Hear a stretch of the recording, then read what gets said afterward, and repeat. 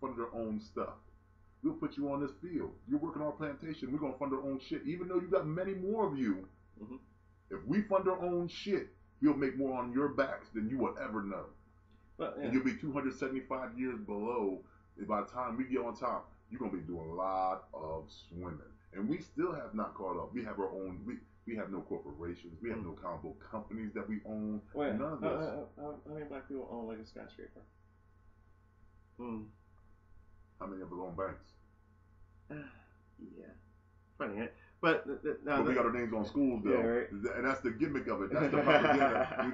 we call this Martin Luther King High. And this school will be the worst motherfucking school that you. There's only been 20-something shootings. What? And you want your child to go there, Lynn? And then that's something that you should put in a book. But like Joker said, it's all part of the plan. And that's what it is. It's all part of the plan. So if you know this part of the plan, wake up because you're seeing this propaganda. So why not write it? You got these young kids.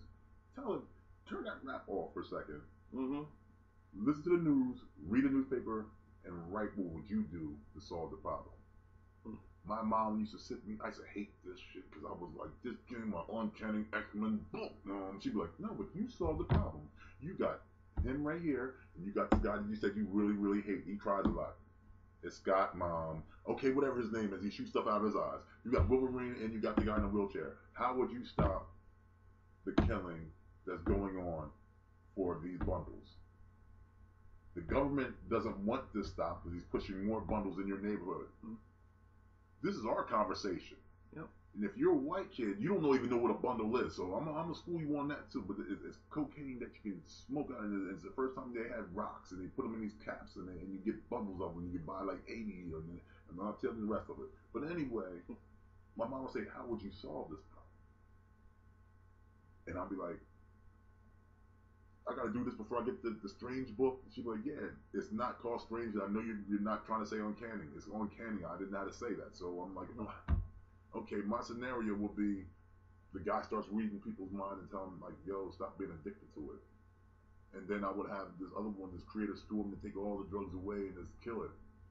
And people will start, you will have the people feeding and she was like, how are you going to solve that problem? Because now you got fiends now.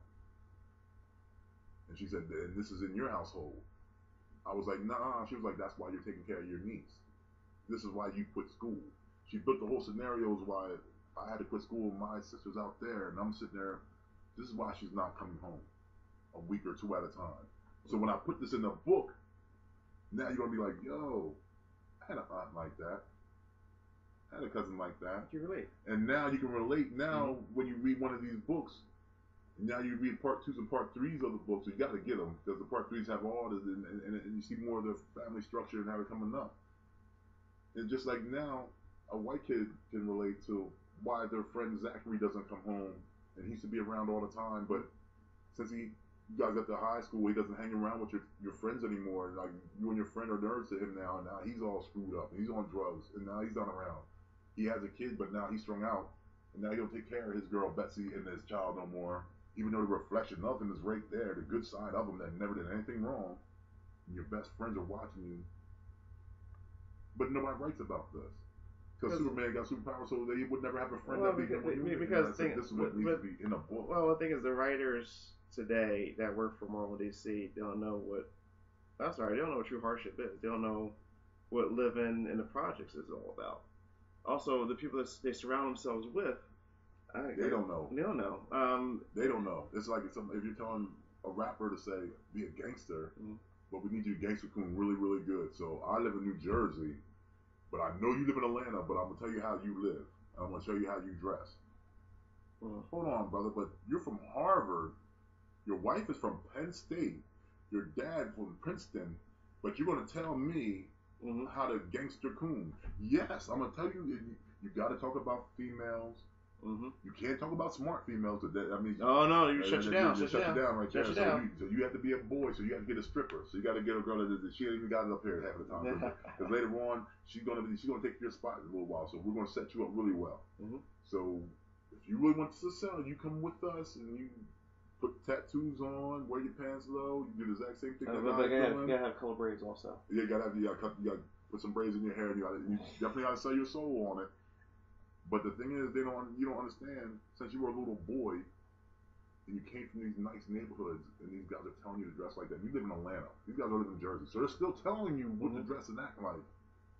But since you've seen on BET and MTV, that's the way you're supposed to be. You're not even thinking about, maybe I should be like my grandpa, because you don't even know your history. What if your grandpa was a civil rights leader, but that's too black for you? Because this white guy is telling these other black guys how to be black. You're not being black enough for me, brother. So I want you to, every rap song that you see now or hear now, videos and stuff, they're singing, but they're acting like Rastas. Even if you're Latino, what the fuck are you singing Rasta for? You're not Rasta. You're not. It's so bad. And we had a person tell us this before he died. Pop even made fun of you guys. They're like, yo, you're gonna have a whole bunch. You're gonna have millions of these guys gonna be fake Rastas trying to be Bob Marleys, and that's all they're gonna do is talk about weed. That's it. There's not gonna be rap. And Wendy Williams was asking, "What's the next part of the question?" That was it. Tupac was like, "Why the motherfucker looking at me?" That was the end of the question. They're gonna just talk about weed. So where's the message gonna be? So what's the next part of the question? That was it. That's it. And you see content. It's the content. It's content. There's no content. And he said, if I'm not allowed to spit gangster bars because they want to lock me up, if I say something like the song I came out with, Gangster Party. He said, you know, he said, but I came up with Panther Power. We can't get that on the air. That has to be on a mixtape. He said, the thing was, all I was teaching the kids was a 10-step program, but you want to shut me down. But soon as I showed my abs and put tattoos in my head, he said, I did a shoot, and I was working in the field, I had a bandana on my head, and I was out there in the cotton field, and I had a baby on the back thing, and he said, people thought of me as a pickaninny. He said, but you know what? There were thousands were coming out with tattoos on their stomachs, and people coming out more, and they had bandanas on their heads, and we seen it. We seen it. In 1999, you seen people coming out of the woodwork. Brothers were shaving their hair off. You were seeing DMX type of dudes. They were, yo, get another guy to act just like DMX. Just get another guy. Yo, that guy's dead. He's benefiting. So all this is propaganda. And you start seeing the singing coming in. And it's just like that now with comic books. We had great artists for probably like 7 to 8 years. Now you're seeing the propaganda bullcrap. And the reason why they're doing it because you got this Twitter, Facebook, all this other stuff. They feed all this shit. But where the hell are your products? And until you in your real deal, where the fuck are your sales? I want to match I'll go against any one of you Negroes that talk shit about, I don't like Jabbar because he talks a lot of shit. I want to know, for real, even the white guys that talk, I don't even like him because somebody talks a lot of shit. Yo, even your fine art majors with your nice little paintings, where are your numbers? I will eat your ass up, in and out, and throw you out the woodworks. I'm telling you, I'm a monster with my shit. That's what I tell people all the time. I tell them to their face all the time.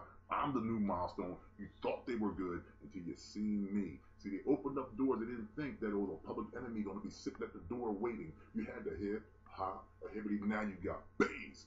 How low can you go? I'm in your face so fucking hard. People are like, yo. They call me back on. They get me on Facebook. I'm like, yo, I should have bought the rest of the books. I read 2 of them. I should have bought. Now I have to wait another year. You can order them now, but I want to have you in my face explain some more shit because you broke it down to me. And this is why we can't sell a lot of times in comic book stores where I put emails of people of comic book stores around me in Delaware. I put the emails up and show them, and they had this shit on. We don't sell your type of people's stuff, and they don't even know they're screwing up.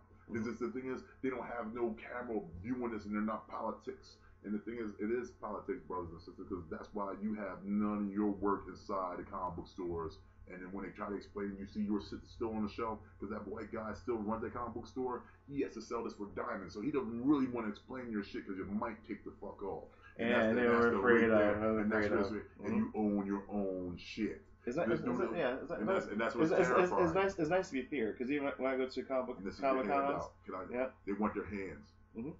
Well, we helped you out making it. No. I found this out. I was like, my best friend's not my best friend now. He's seen it sell a couple times. He's like, yo, it's actually selling. I said, yeah, it's not.